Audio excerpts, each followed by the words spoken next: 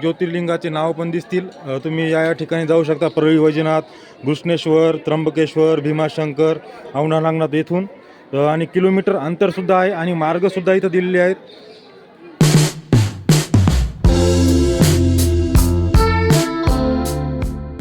नमस्कार मित्रांनो, आकाश सानप ब्लॉगमध्ये तुमचं सहर्ष स्वागत आहे. मी तुमचा मित्र आकाश भगवानराव सानप. आज आपण 12 ज्योतिर्लिंगांपैकी 8वे ज्योतिर्लिंग याची सविस्तर माहिती व दर्शन आणि परिक्रमा करणार आहोत. तर हे मंदिर हिंगोली जिल्हा औंढा नागनाथ इथे आहे. तर तुम्ही पण माझ्यासोबत दर्शन घ्या आणि परिक्रमा पूर्ण करा. आणि मित्रांनो, माझ्या पाठीमागे बघू शकता औंढा नागनाथ येथील बस स्थानक आहे आणि बस स्थानकाच्या समोर समोरासमोर आपली नागेश्वर भगवानजींची कमान आहे. तर इथे तुम्हाला पार्किंगची चांगली सुविधा, या साईडला पण पार्किंग मिळेल आणि या साईडला पण तुम्हाला पार्किंग मिळेल. तर चला आपण जाऊया आता मंदिरामध्ये. तर हे आहे आपल्या मंदिराचे मुख्य प्रवेशद्वार.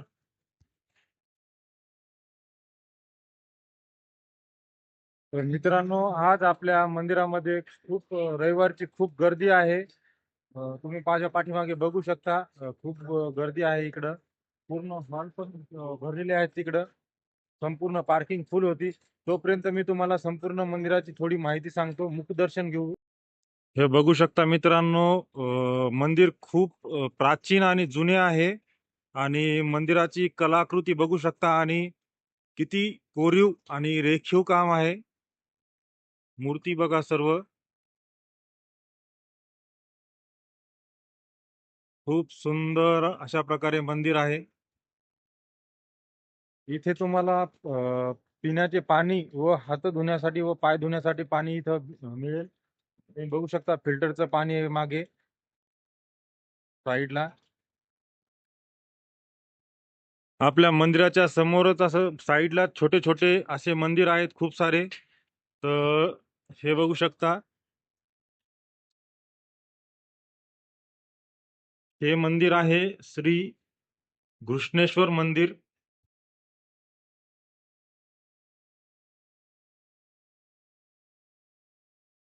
सर्व प्राचीन मंदिर आहेत हे इथले जुने खूप. हर हर महादेव. हे बघा मूर्ती बघा. आणि पूर्ण मंदिराचं रिनोव्हेशन चालू आहे सध्या. बघू शकता तुम्ही. मंदिराचे काम सध्या चालू आहे. खूप जलद गतीने काम चालू आहे आणि खूप सुंदर काम चालू आहे. हे प्राचीन काळामध्ये त्या पूर्ण प्रत्येक मूर्तीला तोडफोड केलेली आहे.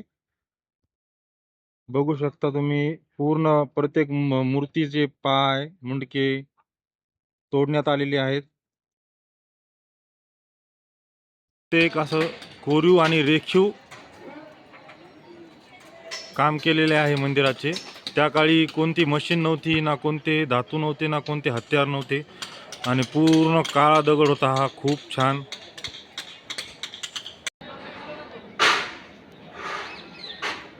बघू शकता तुम्ही किती कोरीव आणि रेखीव काम आहे पूर्ण.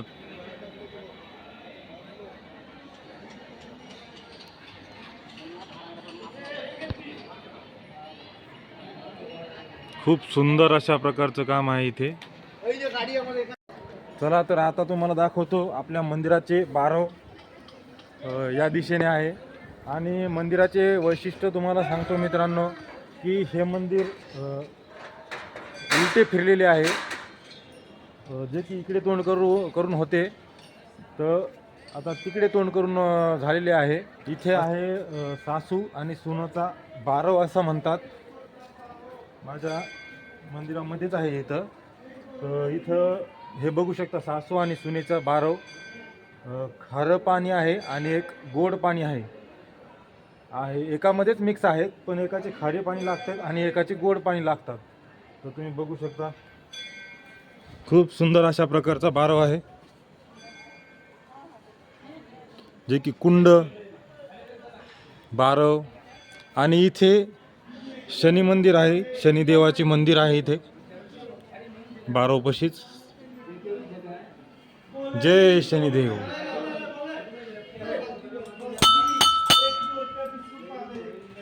दत्तात्रय मठ.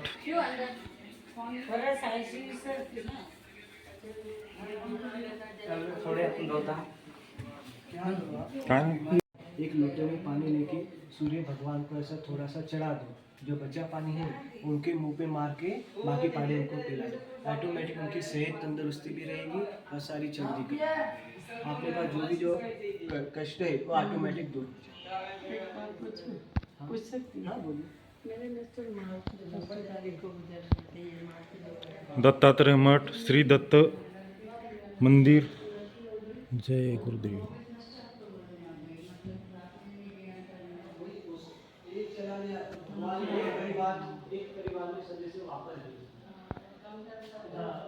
राधाकृष्ण मंदिर,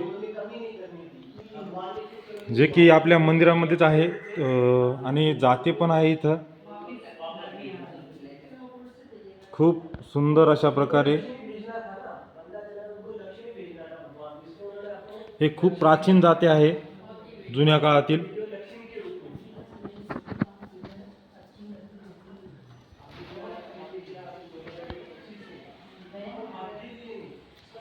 हे झाड पण बघू शकता खूप जुने आहे.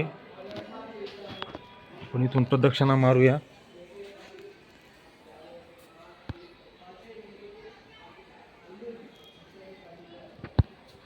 आता तुम्हाला दाखवतो पाठीमागे दत्तात्रय मठ बघितला तुम्ही आणि मंदिरामध्येच आहे. आता इथून दत्तात्रय मठापासून एक बाहेर जाण्याचा मार्ग आहे.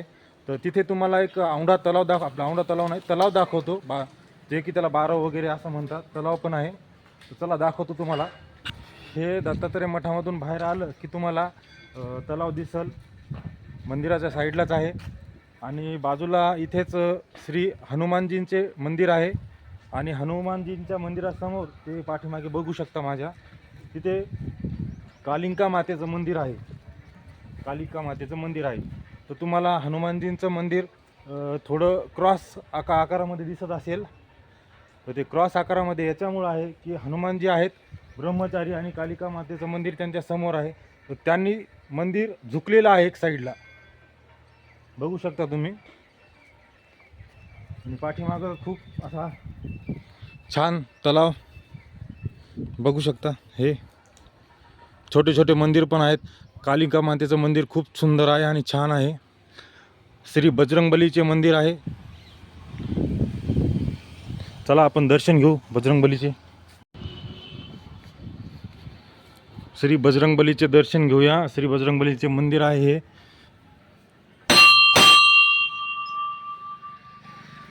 जय बजरंगबली.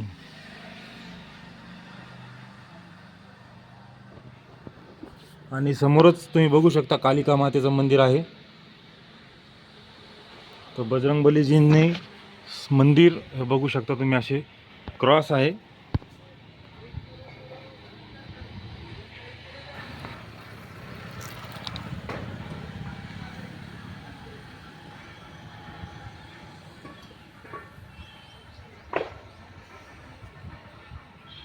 विशेष माहिती अशी आहे श्री गणेशजीचे मुख भिंतीमधून असे मकर संक्रांतीच्या दिवशी तिळभर असे वाढते आणि ज्या दिवशी पूर्ण रित्या बाहेर येईल त्या दिवशी असं म्हणतात मान्यता आहे की संपूर्ण सृष्टी संपून जाईल. बघू शकता एकदम छान. इथे आपले वासुदेव संतांची भूमी वासुदेव मिळतील तुम्हाला चांगल्या प्रकारे पाहायला.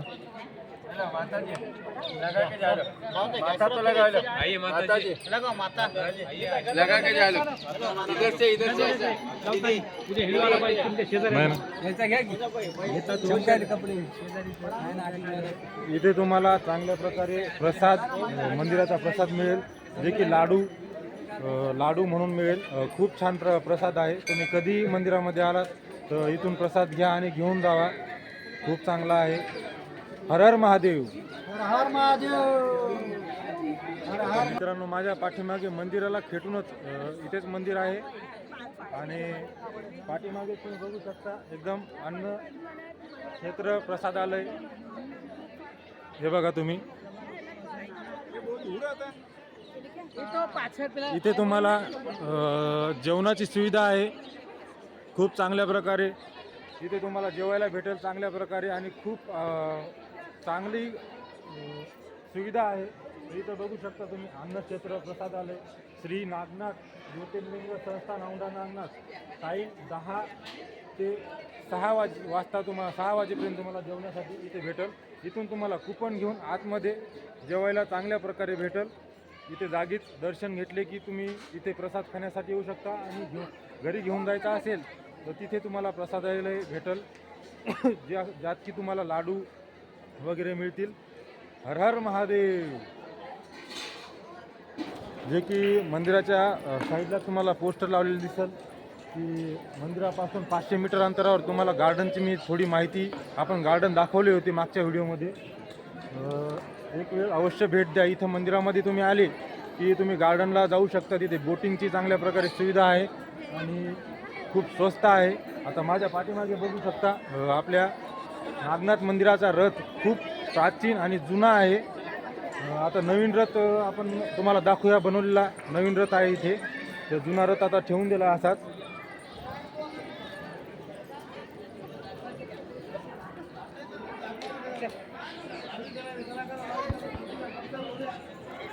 हे बघा खूप एकदम प्राचीन आहे. पूर्ण लाकडी रथ आहे हा. पण दगडापेक्षा खूप वजनदार आहे. बघू शकता तुम्ही असा एकदम खूप प्राचीन आहे. आणि नवीन रथ जो इथे उभा आहे जे महाशिवरात्र असेल त्या दिवशी परिक्रमा काढण्यासाठी रथ काढण्यात येतो. बघू शकता एकदम छान कलाकृती बघा. खूप छान बनवला आहे आता नवीन रथ. आणि जुना रथ थोडा आता ठेवून दिला आहे. जुना झाल्यामुळं प्राचीन झाला आहे तो. हर हर महादेव. इथून भीमाशंकर पुणे सर्व मॅप तुम्हाला दिसेल. साईडला कचरा कुंडी वगैरे चांगली सर्व सुविधा आहे इथे. इथून तुम्हाला ज्योतिर्लिंगाचे नाव पण दिसतील. तुम्ही या ठिकाणी जाऊ शकता. परळी वैजनाथ, घृष्णेश्वर, त्र्यंबकेश्वर, भीमाशंकर, औंढा नागनाथ येथून.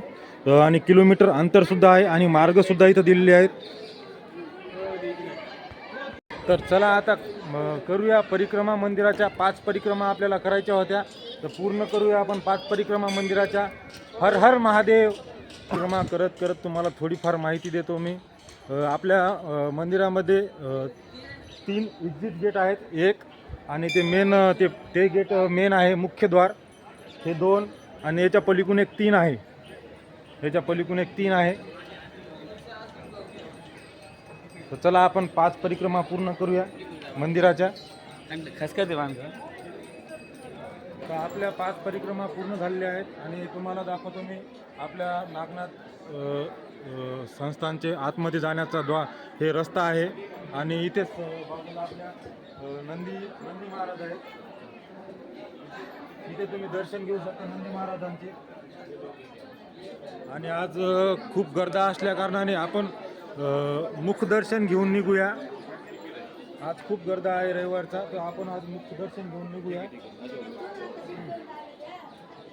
हर हर महादेव. हे आपला स्तंभ आहे. इथला ध्वजस्तंभ म्हणतात. नागेश्वर ज्योतिर्लिंग औंढा नागनाथ चरणी समर्पित आहे. इथे तुम्ही मंदिराच्या बाहेरच आलात तर तुम्हाला प्रसाद मिळेल. इथे पेढा, अष्टगंध, गंध, भस्म.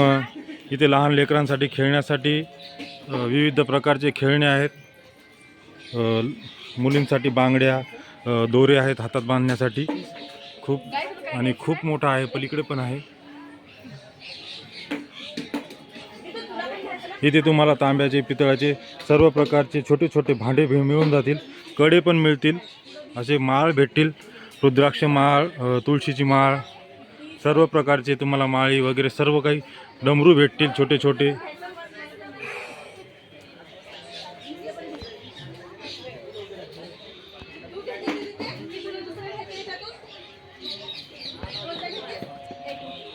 हर हर महादेव. मित्रांनो इथे आलात तर तुम्हाला इथं मंदिरापाशी तुम्हाला चांगल्या प्रकारची पार्किंगची सुविधा आहे आणि वॉशरूम आहे. तुम्हाला नाश्ता करण्यासाठी हॉटेल पण आहेत भरपूर. इथे नाश्ता जेवण करण्यासाठी तुम्हाला मंदिरामध्ये मी दाखवलं. प्रसादालय आहे.